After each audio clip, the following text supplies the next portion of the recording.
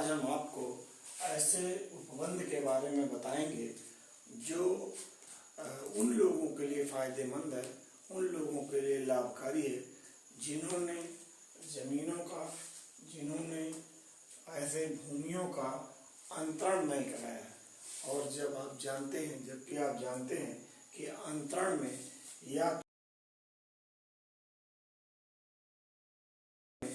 या तो वसीयती अंतरण होता है, वसीयत के माध्यम से अंतरण होता है, या बैनामा के माध्यम से अंतरण होता है, दान है, ठीक, बंधक है, या फिर पट्टा है।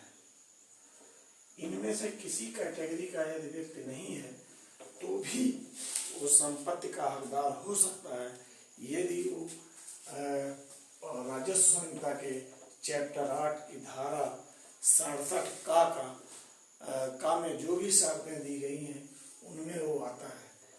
तो धारा 67 का और उसी संहिता की धारा 64 के साथ पढ़े, और जो रूल है, जो उत्तर प्रदेश राजस्व संहिता नियमावली है, उसका नियम जो है 68 है, उसको तीनों को एक साथ पढ़ें तो हमें एक ऐसा उपबंध मिलता है जो ऐसे खातेदार या ऐसे भूस्वामी को मदद करता है जिन लोगों ने ऐसे जमीनों का, ऐसे संपत्तियों का अंतरण नहीं कराया है। अंतरण हमने आपको बताया कि अंतरण के कुछ तरीके हैं जिसका पंजीकरण होना आवश्यक है। अगर वो पंजीकरण रजिस्ट्रीकृत नहीं है उसके बावजूद भी वो उसके स्वामी हो सकते हैं। तो आइए देखते हैं हम धारा 67 का में वो कौन से लोग हैं जो ऐसे लाभ उठा सकते हैं। तो धारा 67 का जो है वो 2 तरह के लोगों को बताती है कि वो लाभ पा सकते हैं। और धारा 67 का 1 जो है और धारा 67 का 2, धारा 67 का 1 में ग्राम सभा की जमीन हो। आप जानते हैं ग्राम सभा की जमीन बहुत मखसूस या बहुत खास तरीके से ही अंतरित होती है। या तो इसका विनिमय हो, या तो इसका विनिमय कराया जाए, यानी जमीन देके इससे जमीन ली जाए, या फिर ये आवंटन हो इसका, यानी ग्राम सभा किसी को आवंटित करे, वो चाहे कृषि या एग्रीकल्चर पट्टे के रूप में या फिर आवासीय पट्टे के रूप में। यहाँ हम उन व्यक्तियों की बात कर रहे हैं जो ना तो कृषि पट्टा पाए हैं, ना तो विनिमय है, और ना ही आवासीय पट्टा पाए हैं। फिर भी अगर वो क्राइटेरिया, वो शर्तें पूरी करते हैं तो ऐसी ग्राम सभा से उनका हिस्सा निकाल कर उनके साथ समाहित कर दिया जाएगा, बंदोबस्त या सेटल कर दिया जाएगा।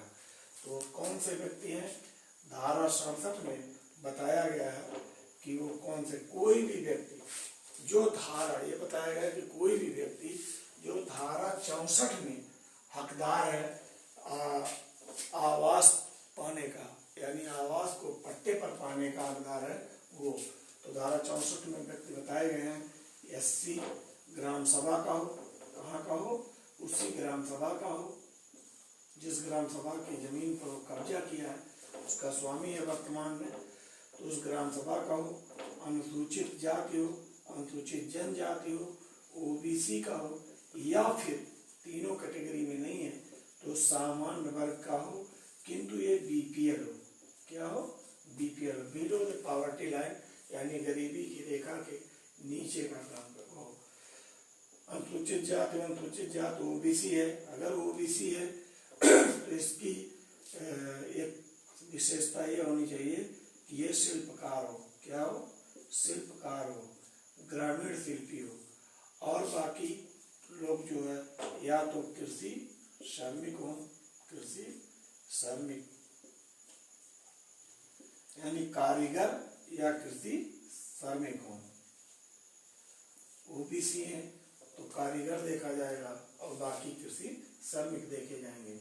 ये वो लोग हैं जो इसमें हकदार हो सकते हैं। लेकिन कब हकदार होंगे? यदि ग्राम सभा की जमीन पर इन लोगों ने कोई आवास बना लिया हो।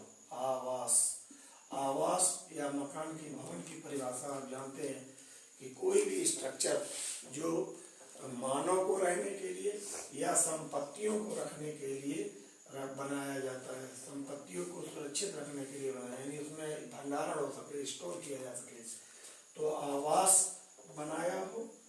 और ये आवास 29 नवंबर सन 2012 के पहले का हो। अगर ऐसा है कोई आवास और जो इन कैटेगरी में से किसी व्यक्ति द्वारा बनाया गया हो और उस ग्राम सभा का वो रहने वाला हो, तो ऐसे आवास का, ऐसे स्थल का उसके साथ समायोजन हो जाएगा, बंदोबस्त हो जाएगा। और इसमें रेगुलेशन जब आप देखें, धारा रूल 68 जब देखेंगे, 68 में ये बताया गया है कि 200 वर्ग मीटर में ही अगर वो बनाया है तो इतने का ही अंदर होगा, यानी एक लिमिट बना दी गई है। ये नहीं है कि अनुदान में चाहे जितना आप ले लें, लगभग 1.5 बिस्वा ये बनता है। 1.5 बिस्वा जमीन पर अगर कोई आवासीय स्ट्रक्चर है उसका, तो वो उसका हकदार हो जाएगा। इसी तरह से धारा 67 का 2 में कोई व्यक्ति किसी गैर खातेदार में, लेकिन वो खातेदार सरकारी खुद पट्टे को न पाया, सरकारी पट्टेदार ना हो, अगर किसी सरकारी पट्टेदार की जमीन पर, पट्टे की जमीन पर आपने घर बनाया हुआ है, तो आप जो है हकदार नहीं होंगे। यानी किसी गैर खातेदार में बनाए हो, मकान बनाया हो, मकान 200 स्क्वायर से ज़्यादा वर्ग मीटर से ज़्यादा में ना हो, और 29 नवंबर सन 2000 यहाँ पे गैर खातेदार में अगर किसी ने घर बनाया है, मकान आवास बनाया है, तो ग्राम सभा वाली कंडीशन में 29 नवंबर सन 2012 है टाइम पीरियड, और इसमें 29 नवंबर सन 2000 है। तो 2000 के पूर्व का बनावट हो, वो संरचना हो और गैर खातेदार में हो, इस कैटेगरी के लोगों द्वारा हो, तब इतनी जमीन जिस पर वो मकान बना हुआ है, मकान में सहन भी आती है, तो उसमें जो दरख्त है, जो पेड़ है, जो कुआं है या कोई भी निर्माण है, वो सब इसके साथ सेटल कर दिया जाएगा। तो ये रहा। और ये उपबंध राइट नहीं पैदा करता, राइट फुल नहीं है, यानी हक नहीं है, बल्कि एक्स ग्रेसिया है। चूंकि सरकार कल्याणकारी है, भारत की सरकार और कल्याणकारी, उत्तर प्रदेश सरकार डेमोक्रेटिक और कल्याणकारी वेलफेयर स्टेट है। वेलफेयर स्टेट में ये कई सुविधा जरूर होती है कि जहाँ पर किसी व्यक्ति को जो आवास की मूलभूत आधारभूत चाहत होती है, जो आधारभूत चीज़ें जो आवश्यकता होती है उनकी पूर्ति की जाए। रोटी कपड़ा और मकान आधारभूत आवश्यकता है। ऐसे में मकान इसी सिद्धांत पर, रोटी कपड़ा और मकान वाले सिद्धांत पर ही आवंटित किया।